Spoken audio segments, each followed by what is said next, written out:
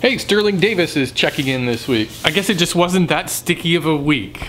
Oh, but I did get some cool stuff from Joshua Purcell. Look at this, he sent me this shirt. This is his woodworking channel called My Next Project. And he sent me this. It's really cool. It's a tic-tac-toe game, and you gotta be careful because if you open it with it down this way, because both my son and my wife opened it this way and all the marbles fell out. See, there's a little hole here and it holds marbles for playing tic-tac-toe.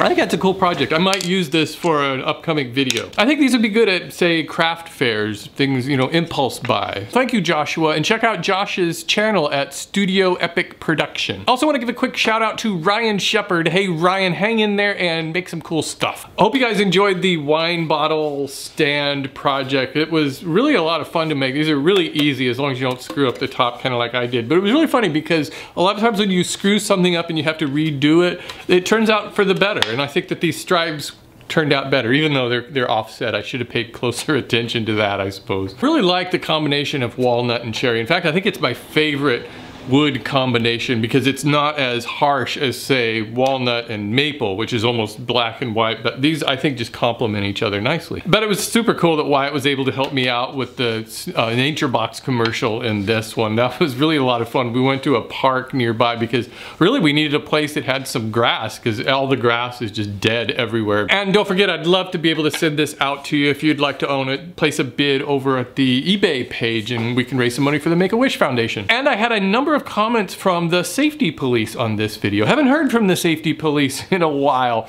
And what they were complaining about was a part of the video that looked like my finger was really close to my table saw blade. And what was going on is I used a telephoto lens for this shot, and a telephoto lens compresses the foreground and background and makes everything look closer than it really is. Here's my edge jointing jig, and in the shot, my left hand was actually back here. It was back towards the edge of the board. And that was where people thought that it was too close to the blade. I'm just gonna make a mark here so I know where to put it when I switch the camera over.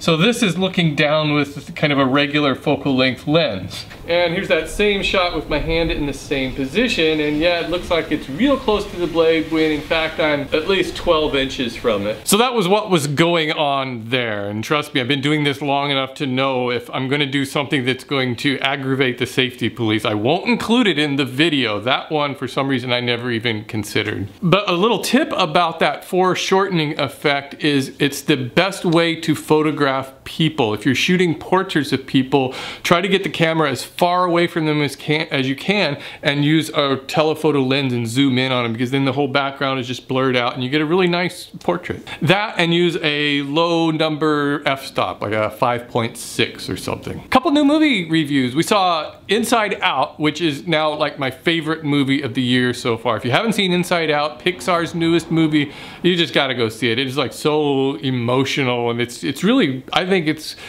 one of the best, if not the best, Pixar movie. Then we saw Jurassic World, which I think was an utter and complete disaster of a movie. I could predict everything that was happening in that movie. I think I've seen everything in that movie before.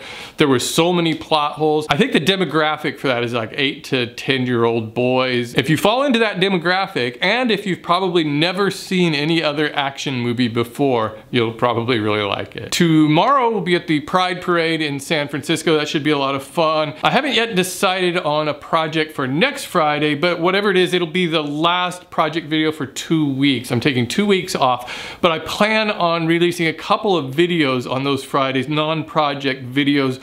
One of them is a craft room tour. People have been asking for that. I am also going to shoot a video showing all of the projects around the house, or at least a lot of them. A lot of people want to know whatever became of them, if they're still holding up.